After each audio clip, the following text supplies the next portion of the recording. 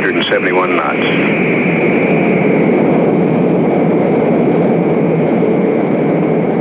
Space Shuttle. After 3 days in orbit, it glides in for a landing on a dry lake bed in California. Other rocket planes had landed there before. One of them was the X-15, a small, black, rocket-powered, bullet-shaped airplane. 19 years before Space Shuttle, the X-15 routinely flew into and out of space.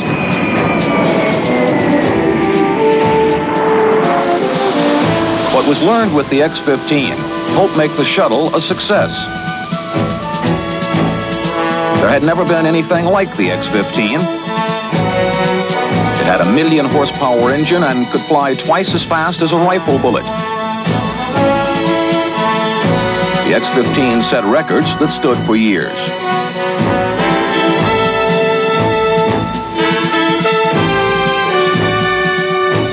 B-52s launched the X-15 so that test pilots could fly the research flights that would lead to Space Shuttle.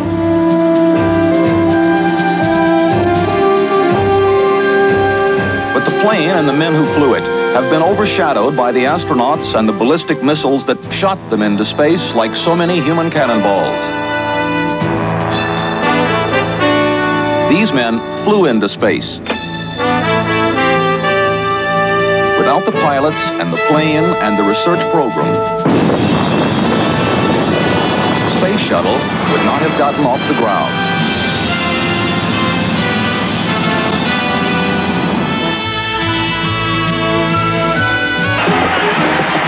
Charles Lindbergh, the Lone Eagle, the first man to fly across the Atlantic. Lindbergh flew the Spirit of St. Louis at just over 100 miles per hour. His achievement was not speed, but daring. For that, he was admired.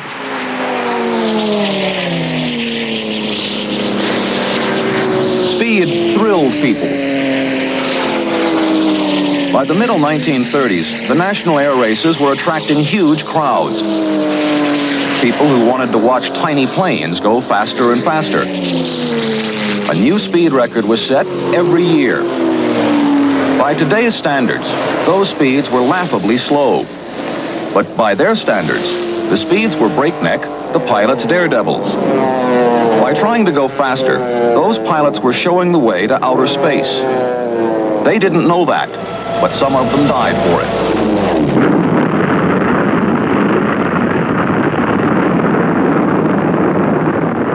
Many more would die during World War II. Some of them would die on the ground, taken by surprise.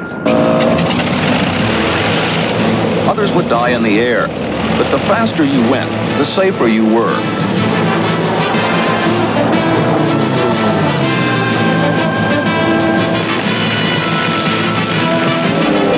Lessons learned by those daredevil pilots of the 30s paid off for the combat pilots of the 40s. Aircraft speeds doubled. But faster planes are harder to control. More young pilots died not knowing that by going faster, they too were taking us towards space at a price.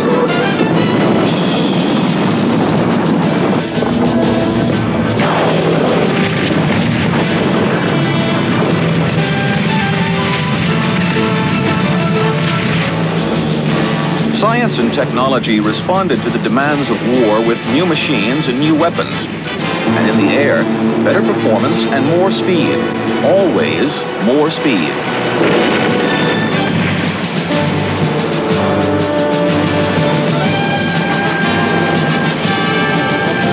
As combat pilots used that new speed, they ran into a new and mysterious problem.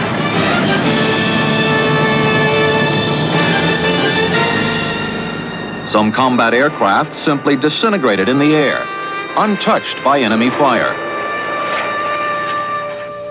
Now retired Air Force General Charles E. Yeager was a combat ace.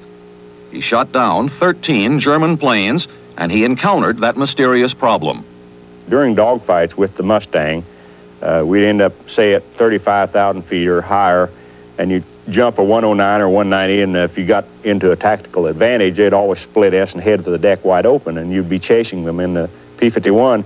And the maximum speed of a P-51 going straight down wide open is about 80% of the speed of sound. But in these dives, the controls get a little unruly. You'd have turbulent air and buffeting. And that's the first exposure I had to the effects of Mach on an airplane. Mach, the speed of sound. In the thick air at sea level, it's 760 miles per hour. In the thin air at 35,000 feet, it's 660 miles per hour. But the effect on the plane is constant. As it goes faster, it pushes air in front of it, building waves of pressure, which at the speed of sound become an invisible wall. By the end of World War II, no plane had broken through that wall. Our propeller-driven planes could not go faster than the speed of sound, so planes that had helped to win the war became expensive junk. Even before the war ended, a program started to develop an airplane that could break the sound barrier. The project was headed by Walt Williams of the National Advisory Committee on Aeronautics. We had the world's largest air force, but on the other hand, it was totally obsolete. So we went through a period, a little before the war ended, to develop a new air force that could fly quite well, efficiently, near and above the speed of sound. Designers started with the sleek shape of a .50 caliber bullet. On that form, Bell Aircraft built a rocket-powered plane.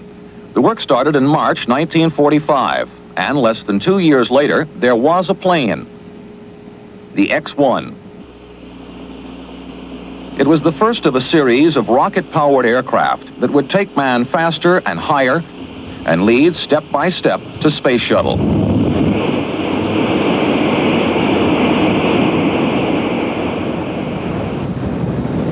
The steps into space started at what is now Edwards Air Force Base. It was a flight test center located on the high plateau of the Mojave Desert in California, not far from Death Valley. It was isolated and enormous and had the dry lake beds that are nature's perfect runways. The X-1 landed there after its first powered test flight in late 1946. The Bell Aircraft test pilot was Chalmers Goodland, handsome, dashing, and nicknamed Slick at a time when that was a compliment. But in an age before astronauts had agents, Walt Williams says Slick priced himself out of the program. He'd take the risks, but he wanted to be paid to do it. One report says he asked for $150,000, a fortune in the mid-40s. Air Force Captain Chuck Yeager volunteered. He'd take the risks for regular pay, $3,396 a year, $283 a month to put his life on the line attacking the sound barrier. Britain's top test pilot, Geoffrey de Havilland, had died the year before in a similar attempt. His plane disintegrated. With the X-1, it had been predicted that it would disintegrate too, but I had a feeling for the X-1. Of course, it was a piece of machinery, but that's, you develop a feeling for machinery and a sort of a passion for an airplane when you fly it, and you have to have a great deal of confidence in it. And I figured that the X-1, knowing it like I did, wouldn't bite me or swap ends on me without giving me some sort of warning.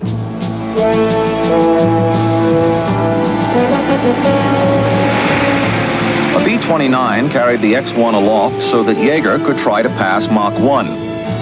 He had already come close.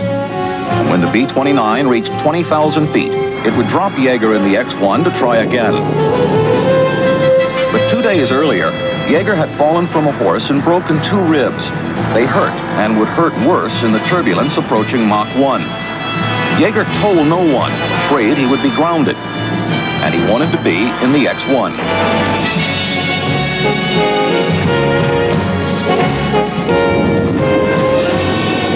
We were up about 9.6 Mach number, and our Mach meter only went to 1.0. I don't think they had a hell of a lot of confidence in us those days. We were in quite a bit of buffeting, and the airplane just shook. And then all at once, the Mach meter just jumped plumb off the scale. And at this point, all the buffeting quit, and the airplane just smoothed out just as slick as glass. And then I just went ahead and shut the 3 chambers off and let the airplane decelerate back into the buffeting. I called in within 15 minutes, 30 minutes of the flight. Once we knew, it'd seen enough to know that we had done it. And about 2 hours later, I got a call from the deputy director of NACA telling me that the program was now classified top secret.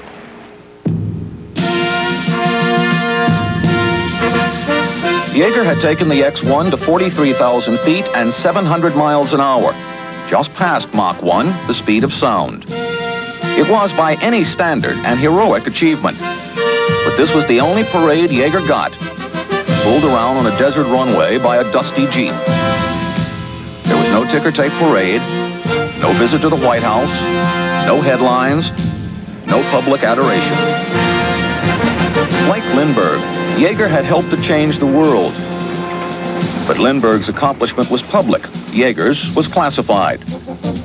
Those were the days of the Cold War, and this tentative step toward space had to be kept top secret. It was only one step. We would need so many more.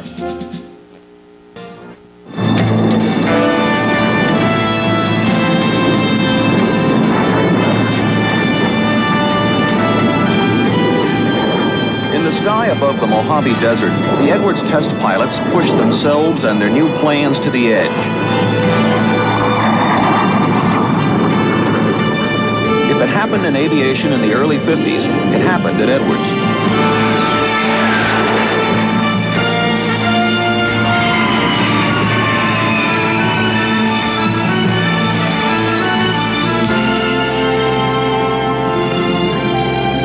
That attracted 29-year-old Scott Crossfield, a civilian graduate engineer with a master's degree in aeronautics.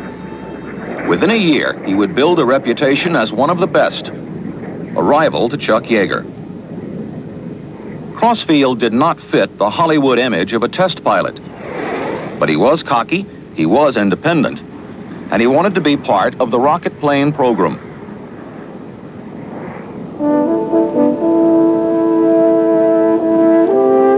In 1980, 60 years old, Crossfield went back to Edwards. South Base is deserted now. When Crossfield first got there, it was the center of the test pilot's universe. This was really the place to be. There was no question about it at all. I was awestruck. When Walt Williams showed me the airplanes they had, there was no question in my mind where I belonged. Howard Hughes can't fly those airplanes, you know.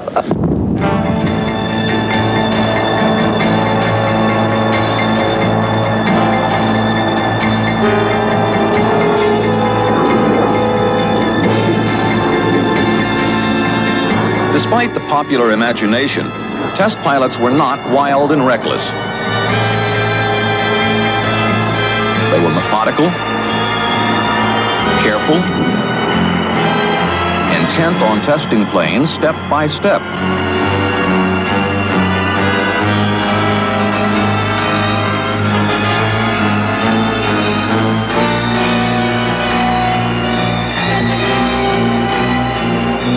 The object was to find out what the new jets and rockets could do and stay alive to report it. A lot of them didn't.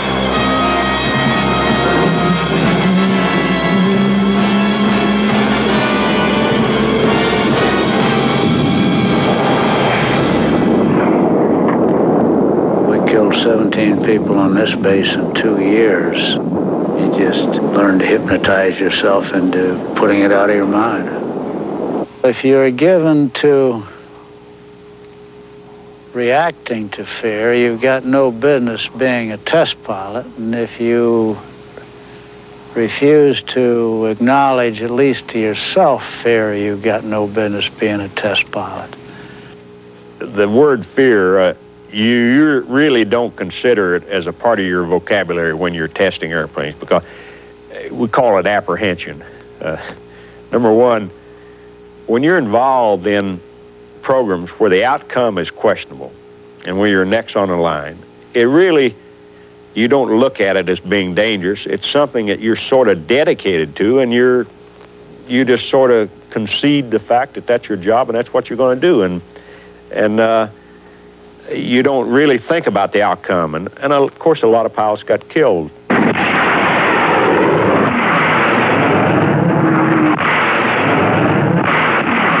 The public saw this kind of high-performance flying only at air shows. For the test pilots at Edwards, it was daily routine. Dangerous, but routine. The goal was research. Find out what each plane could do, what its limits were, and put it into a bland engineering report.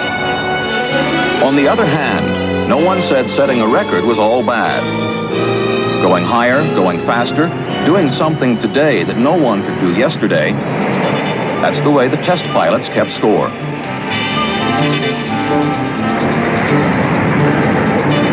In 3 years, Crossfield put in more hours in the experimental rocket planes than any other pilot. And if he was the calm professional in the air, he was not above showing off on the ground. Modest people are seldom, if ever, test pilots. But they are cautious, and if showing off was called for, the ground was the place to do it. It's safe there, or it's supposed to be.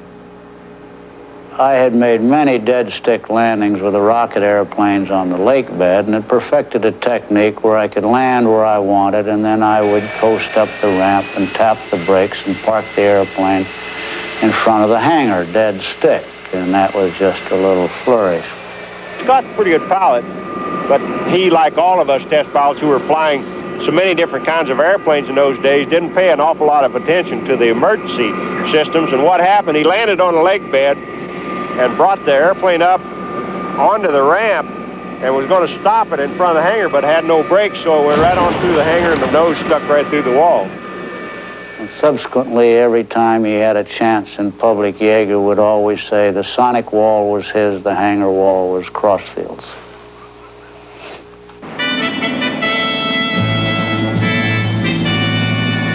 There was a rivalry between Crossfield and Yeager.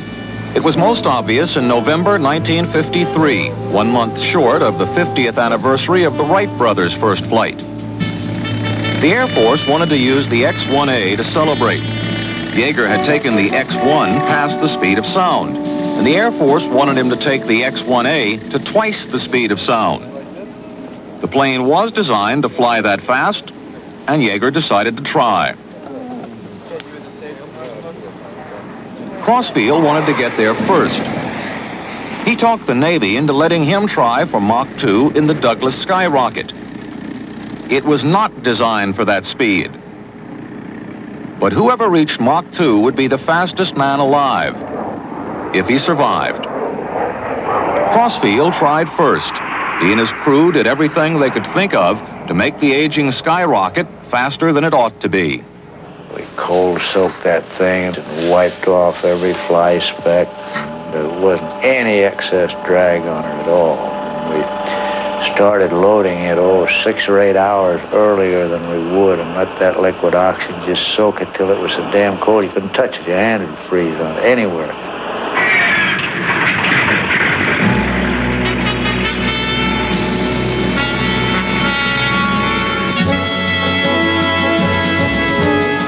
Good cold morning, miserable morning. I had the flu, the weather was bad. Crossfield tried and failed 6 times. In late November 1953, he made his 7th and final attempt to reach Mach 2. He either did it this time or let Yeager try. Being second was not Crossfield's style. He would use all his skill and knowledge to take the skyrocket to twice the speed of sound, even if it wasn't supposed to fly that fast. Crossfield fired all 4 rockets and started to climb. He easily passed Mach 1 and kept going. At 72,000 feet, Crossfield put the rocket plane into a dive and hit Mach 2. It was there, you know. It was something you wanted to do, wanted to be first to do. Particularly if I could needle Yeager about it. That would be like...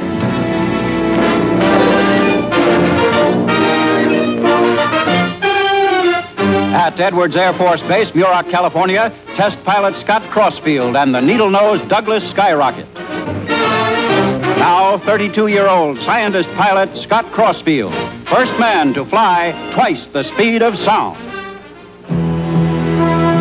22 days later, Chuck Yeager got his shot at the title, fastest man alive. Crossfield had gone 1,291 miles per hour, Mach 2.005. Yeager wanted to go faster. He did, Mach 2.42. It almost killed him.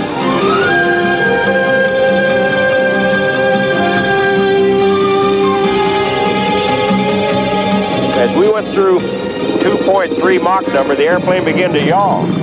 Then the outside wing started coming up, and nothing was causing the airplane to respond. And the airplane rolled over, went inverted, and then pitched up. At this point, the canopy busted. And I didn't know really, I couldn't orient myself to up and down. And the X-1A, we had no way of getting out of it either. No ejection seat, so of course I blacked out. With Yeager blacked out, the X-1A fell 51,000 feet in 51 seconds. The plane spun and tumbled. Yeager was simultaneously pushed, pulled, and slammed around. His helmet cracked the canopy.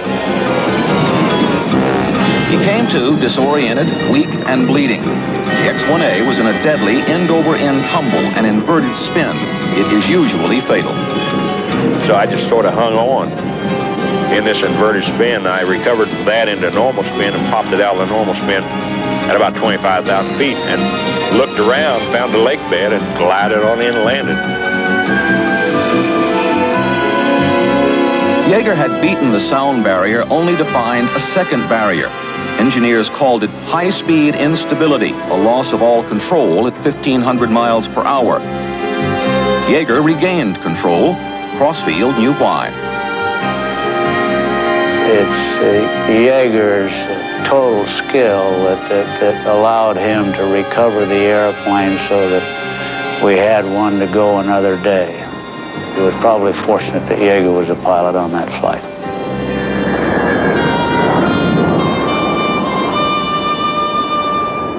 Yeager is now retired but still flies supersonic jets. In 1954, 1 year after he survived high-speed instability, he returned to regular Air Force flight duty. In 1962, he went back to Edwards to help train astronauts. In those 8 years, Yeager missed a revolution at Edwards. Scientists and technicians had stopped wondering about the sky and started wondering about space. If a hotshot like Yeager could tear up the sky, why couldn't someone with a better, faster, more stable craft tear up space?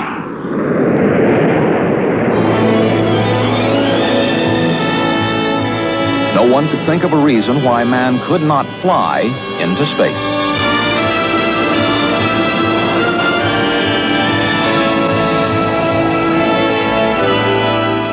Chuck Yeager was away when the X-2 finally arrived at Edwards 5 years behind schedule.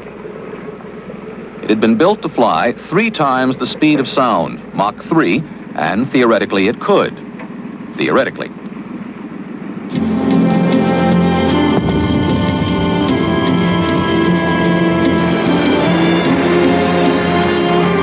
September 27th, 1956. Air Force Captain Milburn Apt tries for a record in the X-2. He wants the rocket plane to do what it was designed to do. Fly at 3 times the speed of sound.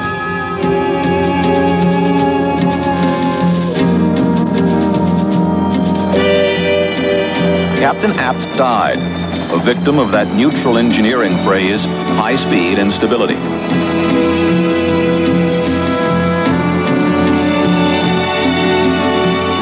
From the pieces of the X-2, engineers learned that the tail had to be larger. And until it was, no one was going to survive Mach 3.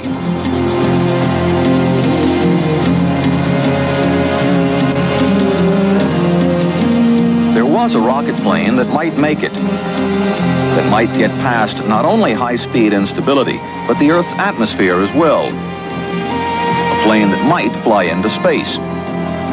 But it wasn't ready. So everyone waited for the X-15. The planning had started years before. The X-15 was not another rocket-powered aircraft. It was to be the first rocket-powered spacecraft. The Wright brothers took us into the air. The X-15 was to take us beyond it. Using a 1 million horsepower rocket engine, the X-15 was designed to break away from Earth's gravity and fly into space. It would not orbit. It would go into space and back in controlled flight. The X-15 was being built by North American Aviation, and one of the men working on it was Scott Crossfield. He had left Edwards and joined the private contractor. He wanted to help with the design, fly the builder's tests, and persuade the government to let him take it into space. Crossfield was betting his career that he could do it. Crossfield's boss at North American was the X-15 project coordinator, an engineer named Harrison Storms. Storms knew exactly what he wanted the X-15 to be. It was the most advanced aircraft in the world. In fact, it still is the most advanced aircraft in the world as far as that goes, even today. Storms wasn't building the X-15 so that Crossfield or anyone else could fly fast in the clear Mojave sky. He was looking beyond the sky. One of the most powerful reasons for wanting to do a project like the X-15 is it's one of the primary steps on your way to space, and it's a necessary step. But there was another way to space. Scientists were working with ballistic missiles. You couldn't fly them, and in the 50s, as often as not, you couldn't launch them either.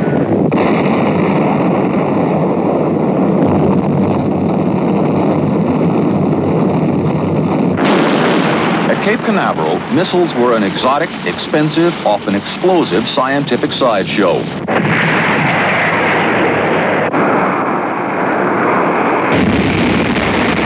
It didn't matter until the fall of 1957.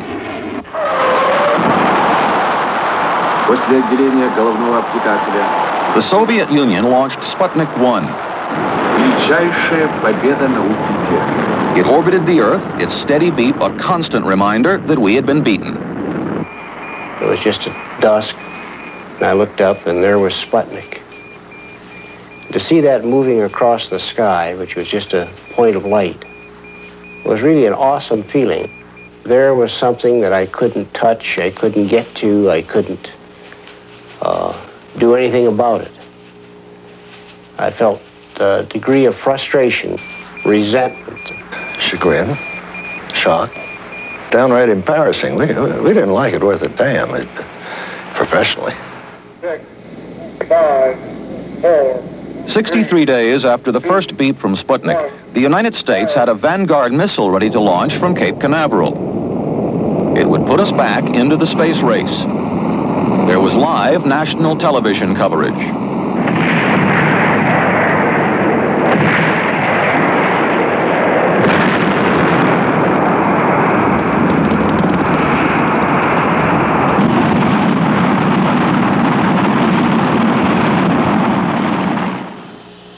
At North American, the X-15 program had its own problems. The rocket plane was on schedule, the rocket engine was not. It became very obvious that we were not going to have the LR-99 engine, the big engine, ready when the airplane was going to be ready. And one, we had underfunded it. We had underestimated the job of changing this Viking engine from a missile. We wanted it to be throttleable. A throttleable rocket engine had never been built up to that point. So these were very extreme requirements. And we simply weren't getting there. One of the earlier decisions of the newly formed Space Administration was that ballistic missiles, not winged craft, would be the fastest, least expensive way to put men into space. Attention shifted from Edwards to Canaveral. The test pilots at Edwards said that no one would fly these things, they'd ride them. There would be no pilots, only passengers. October 1958, a year after Sputnik, North American rolled out the first X-15. It did not have the 1,000,000 horsepower engine. Instead, it used 2 X-1 engines. It wasn't what anyone wanted. It was the best anyone could do. Vice President Richard Nixon proclaimed it the day that America regained the lead in space. The X-15 had never been in the air. In theory, it would work, but in theory, so did the X-2. And that plane had killed 3 men. Scott Crossfield would fly the tests for North American, but the government had talented, eager test pilots ready to take over the controls, and they were young. Yeager was gone. As the X-15 was taken by truck to Edwards, Crossfield was the old pro. He was 38, and he knew the X-15. Perhaps his ambition and the national interest might come together with the controls of an experimental rocket plane just over 50 feet long and 22 feet across.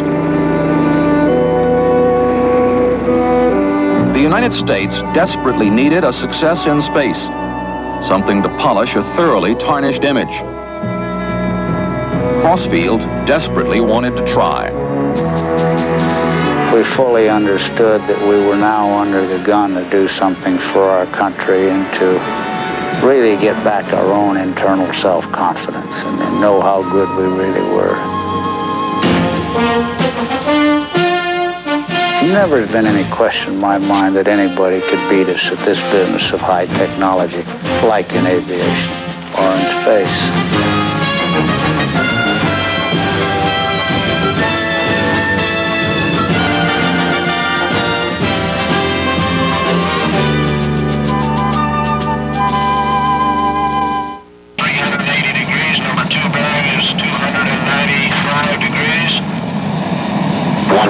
Drop. Uh-oh. Scott, upper bearing on the number 2, please. Number 2 upper bearing has come up to 295 degrees. Roger, a little over 300, shut her down. Okay, Scott says no drop. Go on, he wants to go home.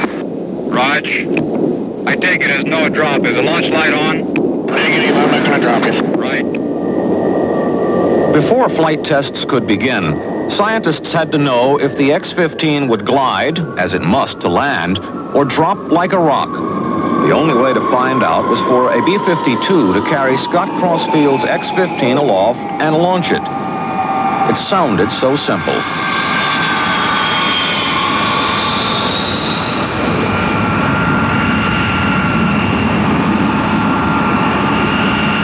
For months, the X-15 was carried aloft and carried back, still nestled under the starboard wing. It had not been launched, not once. Reporters and photographers assigned to cover the X-15 story wrote of frustration and failure. The pressure to succeed increased. We were on camera at that time, and there was just no question that we were expected to carry the banner. We were very vulnerable to, let's say, tarnishing the national image, and we're just determined we weren't going to make any critical mistakes. With the recent success of Space Shuttle, it is difficult to remember how desperate the United States was in 1959 for any accomplishment in space. The people who worked on X-15 still remember the crushing psychological pressure to give the country something to boost morale.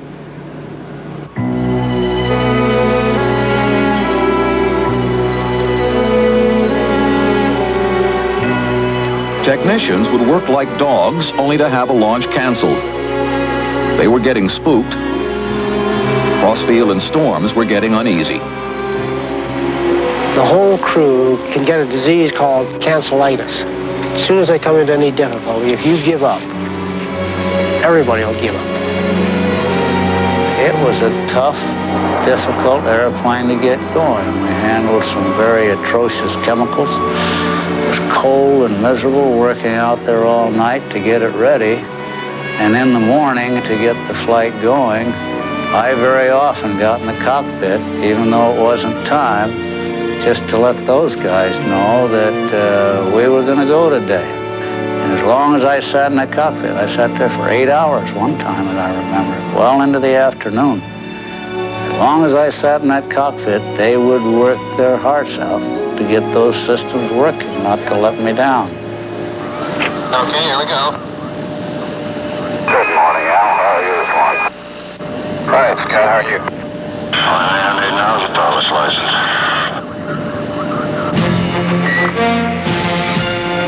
Hello, Chase 1, 2, and 3, 003 is taxi.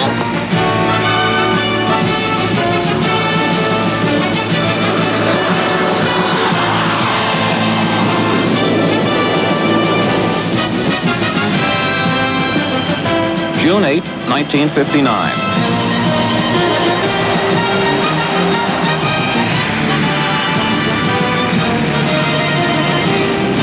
So far, the sleek black X-15 has been nothing more than extremely expensive wing cargo. No one knows if it can reach space, or fly, or even glide.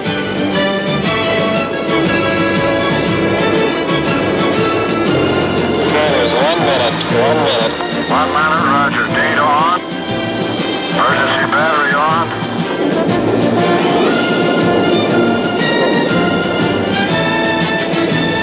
Central is armed. I'm ready when you are, buddy.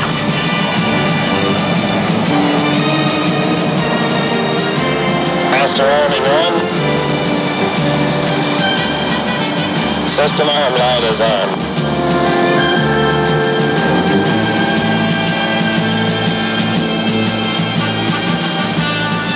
Seconds. Stabilizer 0, Scott. 10 seconds. Starting countdown. 3, 2, 1. Release. It's a clean break.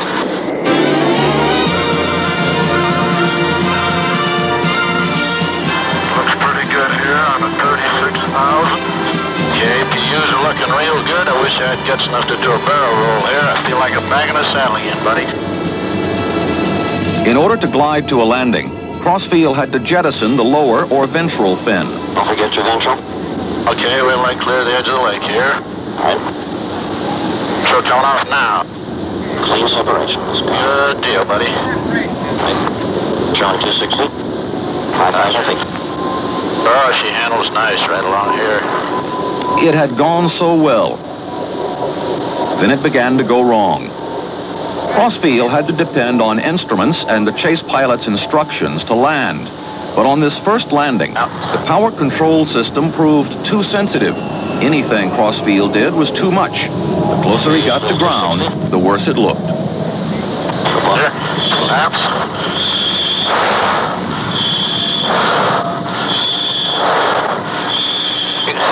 Big trim change. Get her down. Sorry, you're 230 yet. Here. Take it easy, the gear. You got it? Nose gear's out. You're about 30 feet. I just hold her steady and you'll settle right there.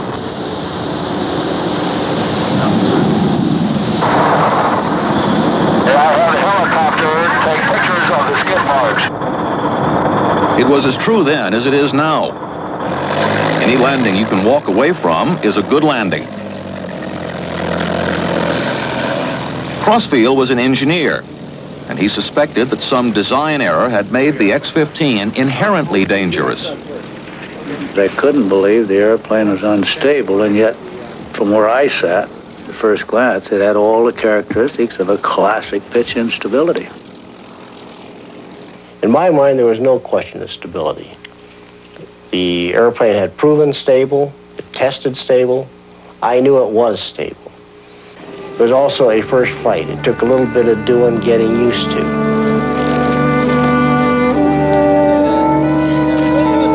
Crossfield was wrong, Storms was right. The problem was a minor adjustment. To the public, it didn't matter. The spotlight was on Cape Canaveral. NASA named the 7 men chosen to be the first astronauts, those who would ride Mercury capsules into space, then into orbit.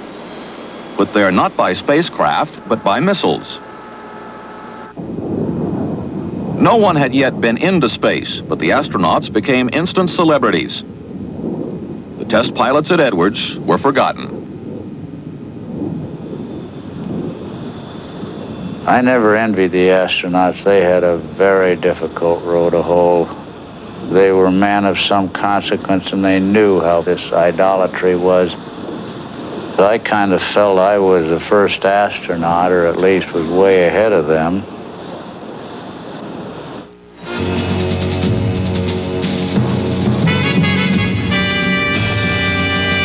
September 1959.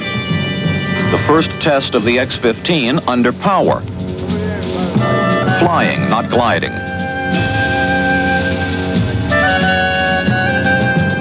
The fuel is liquid oxygen and alcohol, so explosive that the X-15 is actually an 18,000-pound bomb.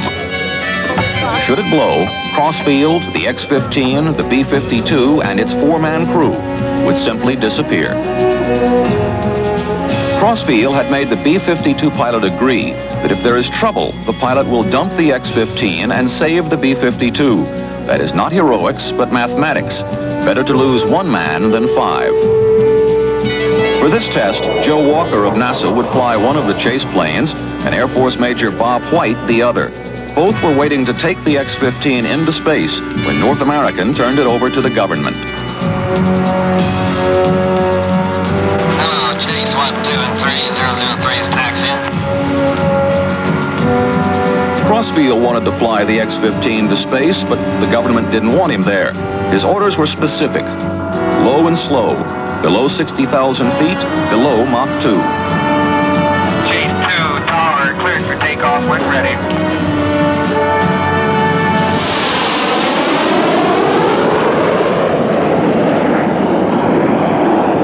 Crossfield could obey his orders only if there was a launch, if the rocket engines fired, if they did not blow up, if the X-15 flew, if no one made a mistake, if the engineers were right, if. 20 seconds. Launch light is on. Got her on 15 seconds. How's the prime look? Looks good, it's blossom. 7 seconds. 5, count down, Scott. 4, 3, 2, 1, release.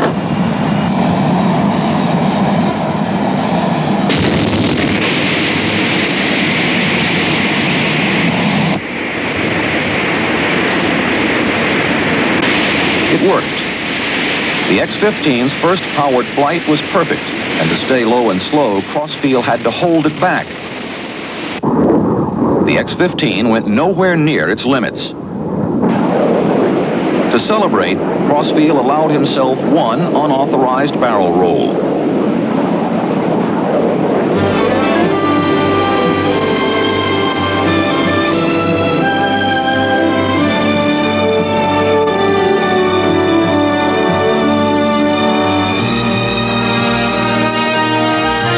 Nothing went wrong.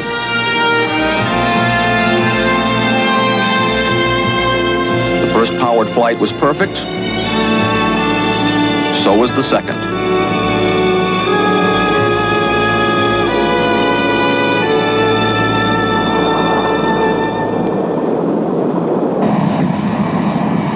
The third started as well, then went wrong. One of the engines caught fire. We got a fire, Scott, like shutdown. Crossfield and his chase pilots were calm. No one mentioned the obvious. The X-15 could explode. How much fire have we got? Back by the rear of the engine.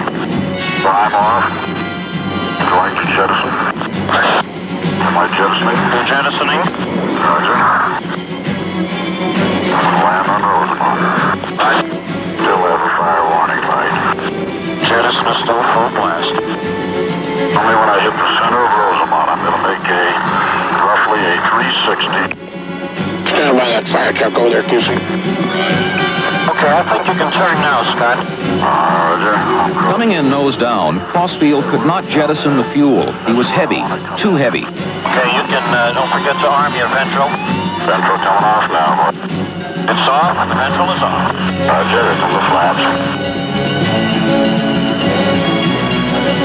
The X-15 touched down and broke.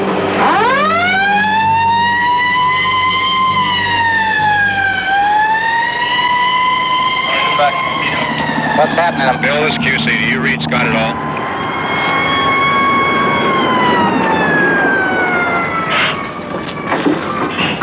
The X-15 split inches behind the cockpit, inches ahead of the fuel tanks. Move the split either way, and Crossfield might not have walked away. There was a design oversight in the nose gear, and that's what caused it to break in two. In fact, it probably should have broken on the first landing that I ever made with the airplane because the deficiency was there.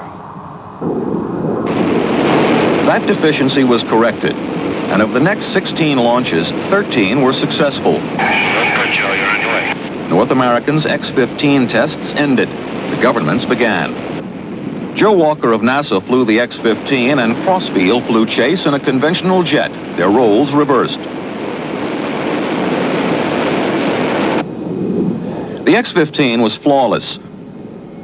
Competitive instincts came back. Be first. Be fastest.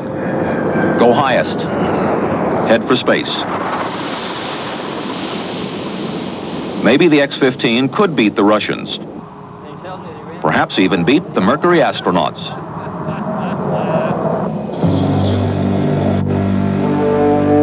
Spring 1960.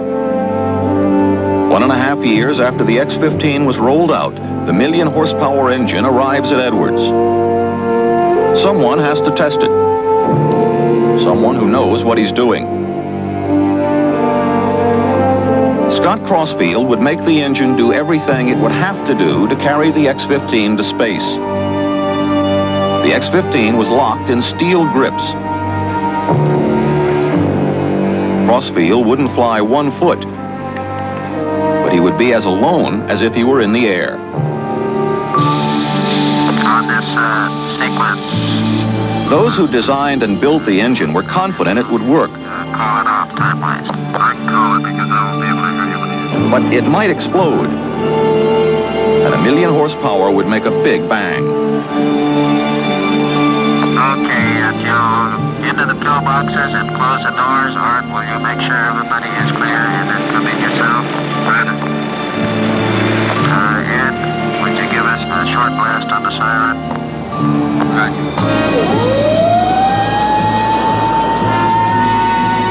It is axiomatic in testing. Never risk more people than you must. We are secure. To test the engine, the only man who had to be risked was Crossfield.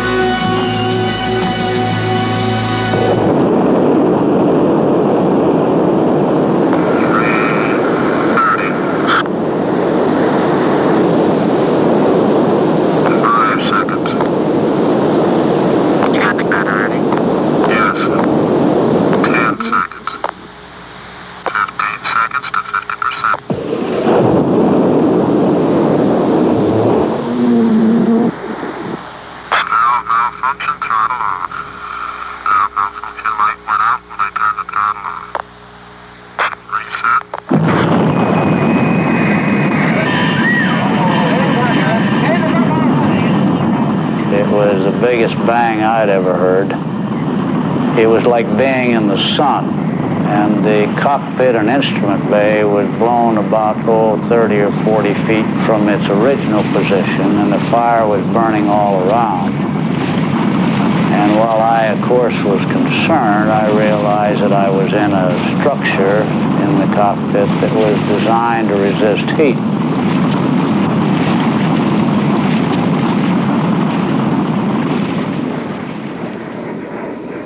What Crossfield survived was a force 50 times the pull of gravity.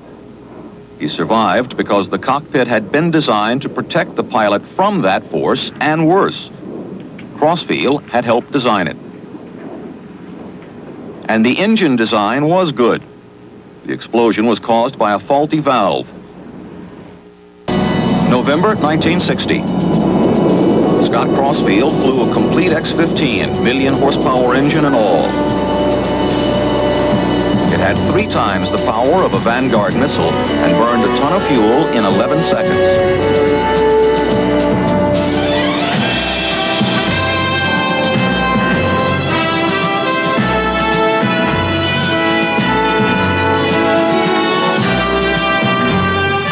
Crossfield finally was in a spacecraft.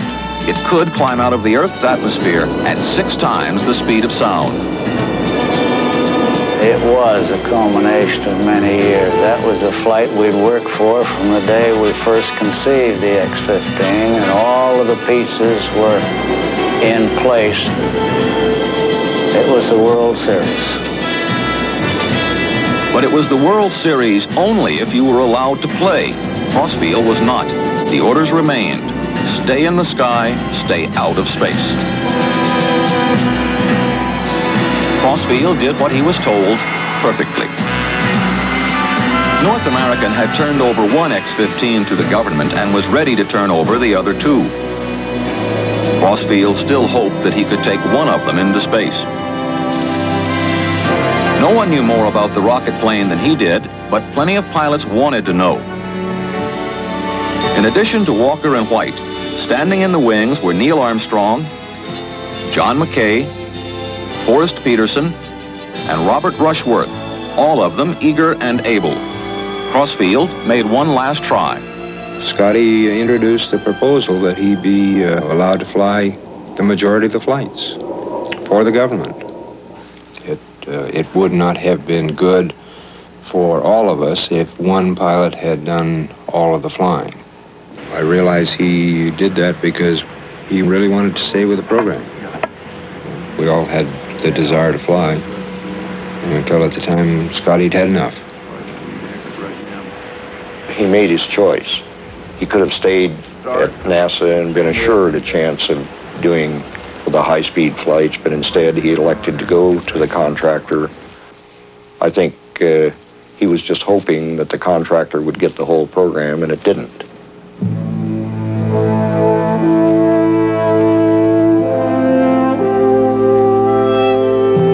December 1960. Crossfield's last flight.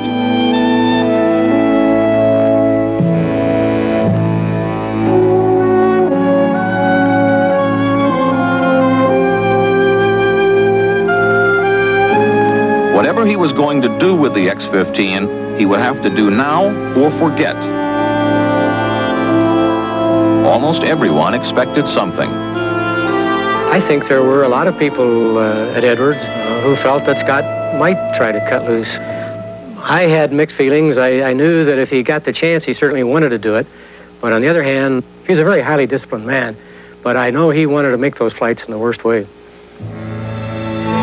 That's why the restrictions went down. Put it right down in black and white as to what he was supposed to do and expected him to follow it. But in any way we could ensure that. On the ground, Crossfield could be controlled. In the air, he would be on his own.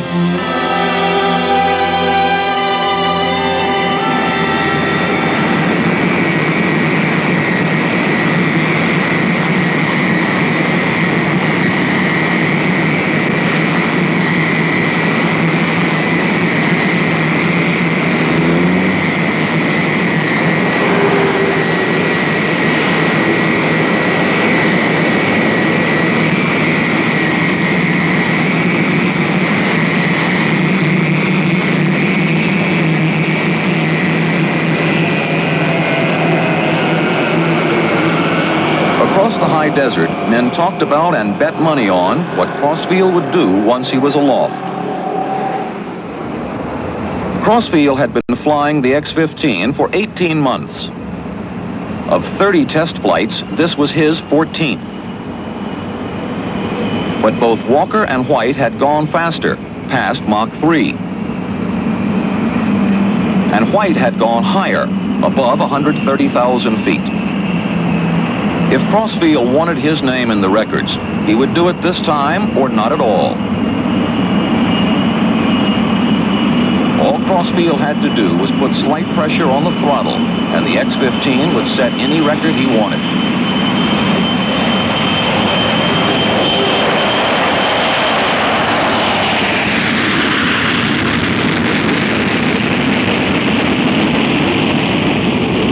Crossfield's orders would prevent a record.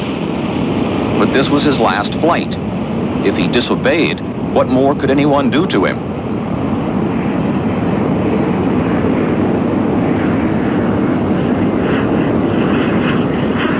From the ground, people looked up to see what kind of Hollywood finish Crossfield would put on his flights of the X-15.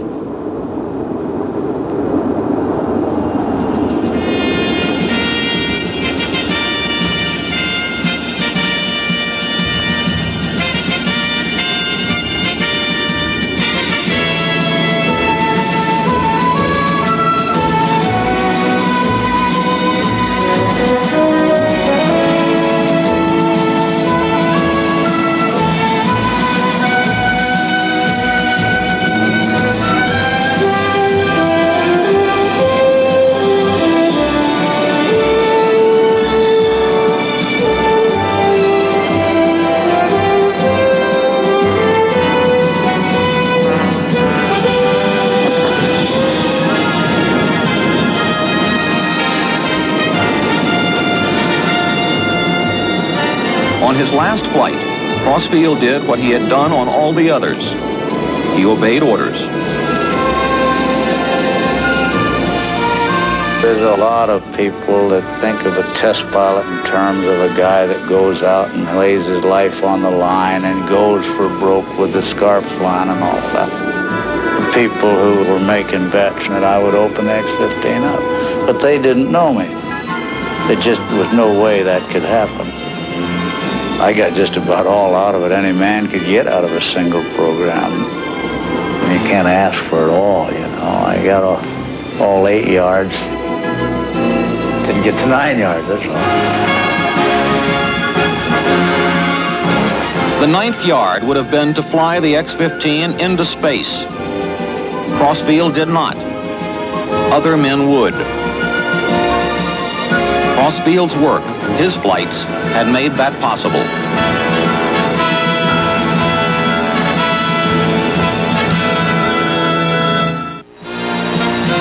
William Knight was one of the pilots who followed Crossfield. Now vice commander of the Edwards Test Center, he established a speed record in the X-15 that stood for 13 years. But the goal was space research. It was a hybrid airplane. It was rocket-powered. It was capable of flying outside of the atmosphere, in the atmosphere, and going faster than anything we had ever flown before. We were looking at what it would do to the pilot, what it would do to the airplane. All of those things were unknowns.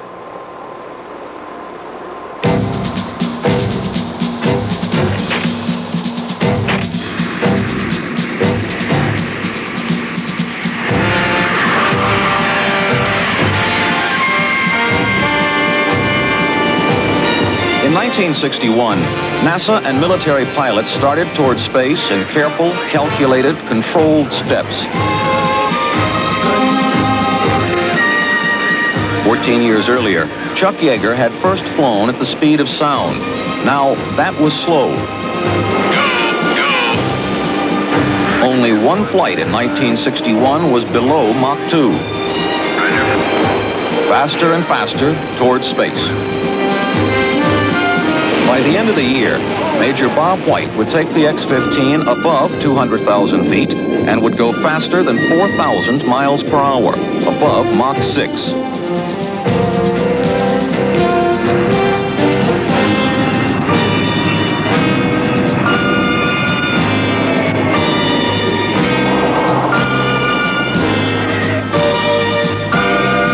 Those successes were overshadowed before they were achieved. Colonel Yuri Gagarin of the Soviet Union not only went into space, his capsule made a single orbit around the Earth, putting the United States behind again. The X-15 could not match Gagarin's achievement, nor could the ballistic missiles. A month later, Mercury astronaut Alan Shepard made a suborbital flight. A missile shot him 116 miles up, 302 miles downrange. It won a commitment from the president. I believe that this nation should commit itself to achieving the goal before this decade is out of landing a man on the moon and returning him safely to the Earth.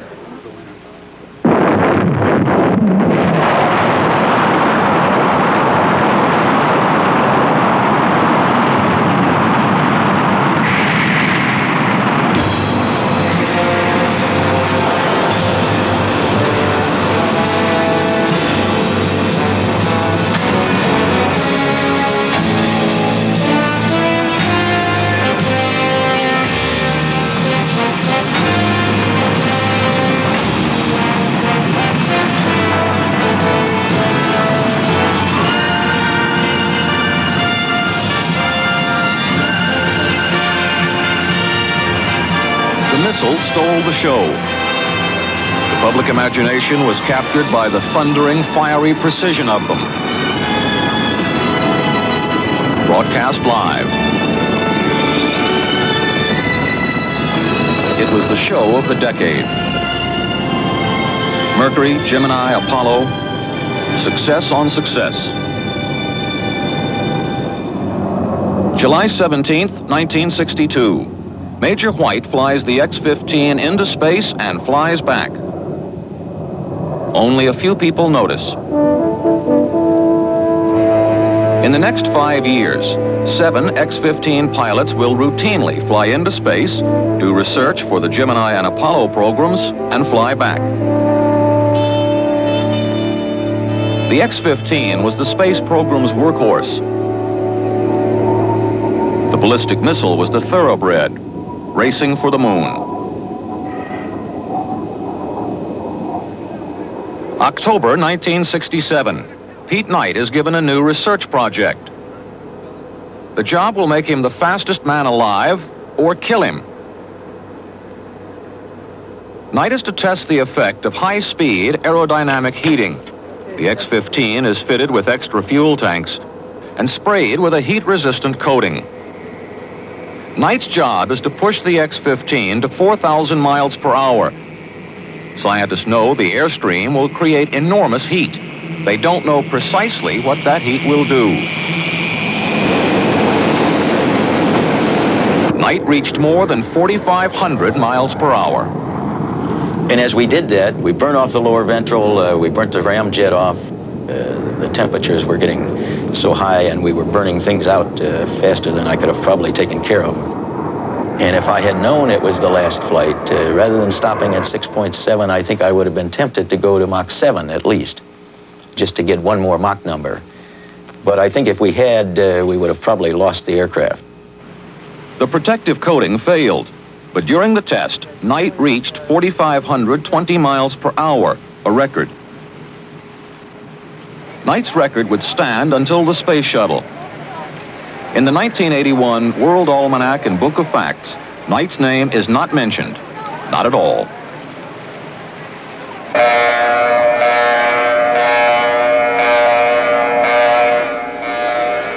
Six weeks later, November 15th, 1967, an X-15 pilot was killed, the only one in 9 years. Major Michael Adams died trying to come back from space. His ground control officer on that day was Pete Knight. Because of the malfunction, one of the displays was giving him erroneous information. And so as it turned out, as he went over the top, he got the airplane turned around 100 degrees. So he actually re-entered the atmosphere backwards. The airplane then went into a classical spin, actually broke itself up as it re-entered the atmosphere, and he was never in a position to eject or get out of the airplane safely.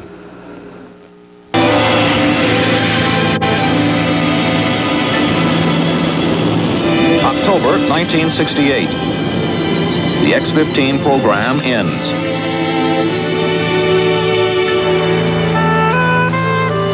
There had been 199 flights to find answers the space program needed.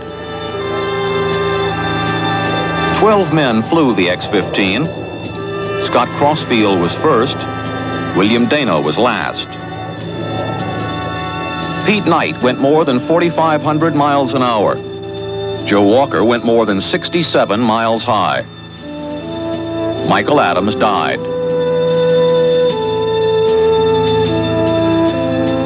And there it ended.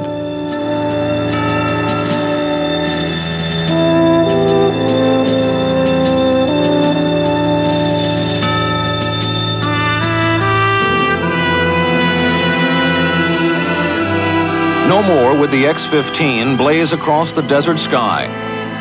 But the information from the program was being used to develop something new.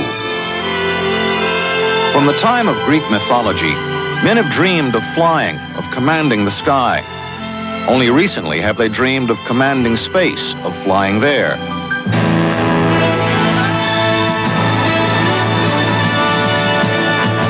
And they have. 34 years after Slick Goodland landed the X-1 on the dry lake bed at Edwards, the space shuttle landed there. The X-1 led to the X-15, the X-15 to the shuttle. And the shuttle could make space as useful as the Wright brothers had made the sky useful. If so, the way was paved by the X-15 and the 12 men who flew it. Robert Crippen and John Young, who flew the shuttle, knew that. The experience that we gained from an aerodynamic standpoint, energy standpoint, and basic early rocket technology was the kind of thing that made the space shuttle possible. And the lift-to-drag ratio of the space shuttle is almost identical to that of the X-15. Very similar programs with a good deal of feedback into the space shuttle, and it really paid off. Crippen and Young became our newest heroes. We showered them with ticker tape and adoration. Charles Lindbergh, who flew the Atlantic, got much more.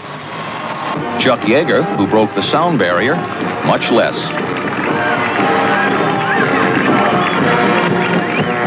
I think people need heroes. Sometimes they're hard to come by.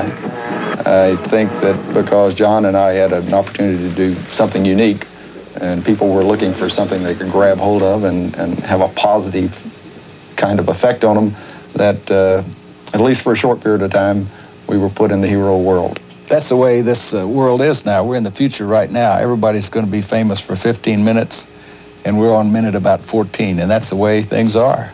That's the way it's handled in the media and everywhere, and that's the way it's going to be from now on. And that's all right. That's fine.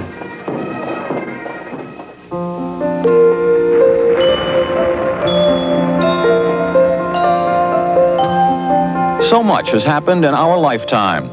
We forget too easily and too quickly. It was only 78 years ago that an automobile made the first trip from coast to coast. It took 71 days.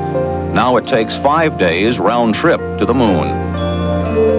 We celebrate what we have done. We forget who did it. We keep the machines. We discard the people. In today's world of high-speed change, how long would Charles Lindbergh have held our imagination? We expect success. We assume technology will make it possible. Advanced machines eclipse the men who control them. Did Chuck Yeager break the sound barrier, or did the X-1? Do we look up to the man or the machine?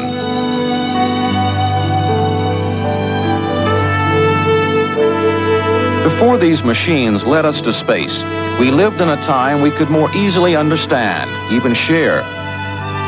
We could imagine being in the sky with Lindbergh. We might even have been able to do what he did. Maybe. No more. Perhaps what has happened in our lifetime will be seen more clearly in the future. Machines took us into space. They would not have, had not man conceived them, designed them, built them, and flown them. Most importantly, no machine would have been in space had not some person dreamed of going there. Machines do. Men dream. From those dreams, we build the American adventure.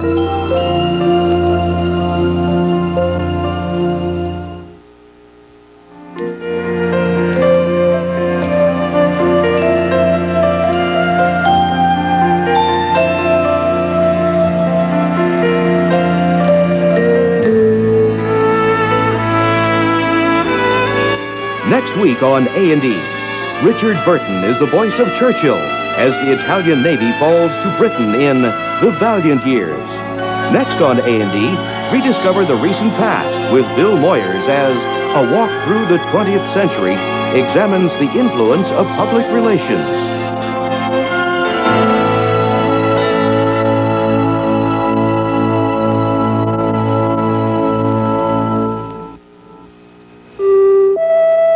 NBC News produced this program and is responsible for its content.